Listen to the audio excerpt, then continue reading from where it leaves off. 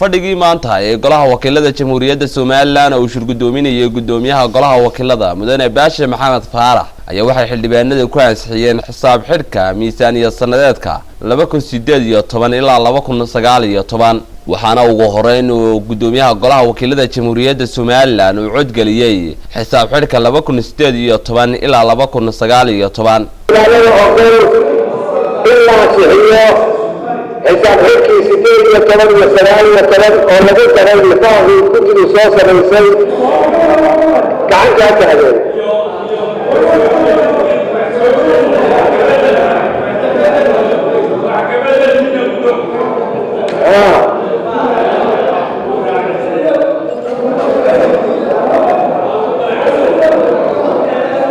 intaasi kadibna waxa uu gudoomiyuhu si rasmi ah ugu dhawaaqay natiijada xildhibaanada u codeeyay xisaab xidhka 2018 ilaa 2019 xildhibaan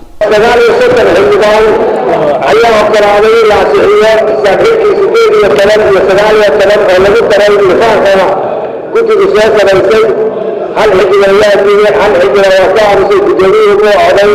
sidaas ay taxiyay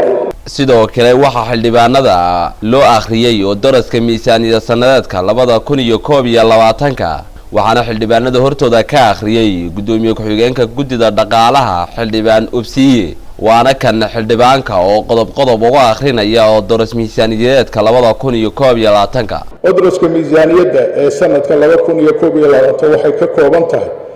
miisaaniyada dawladda dhexe miisaaniyada hay'adaha madaxa bannaan ee dawladda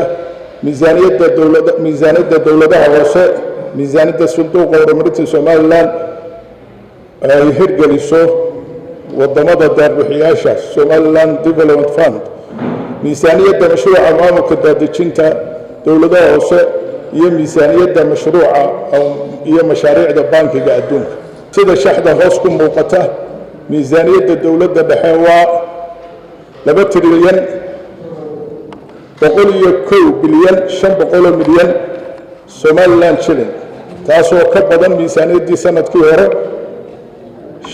50 trilyan 50 bilyan 500 milyan oo u dhiganta 2.7% miisaaniyadda guud 2021 shantuska hoos ku xusan waxaa miisaaniyadda ku xusan miisaaniyadda guud ee dalka oo faahfaahsan dawladda hoose oo sanadkii hore iyo sanadkan ay u dhaxayso فرق 50 بليون iyo 500 milyan hay'adaha madaxa bannaan waxa farqi u dhaxeeya labada sanadood 2020 iyo 2021 5 bilyan 708 milyan 195 kun iyo 108 shilin Soomaaliland waxaad arkaysaa shanta qaybood in koror uu ku jiro iyo subprice markaad fiiriso mashruucan JPLG oo waxa weeye la shaqeeya dawladaha hoose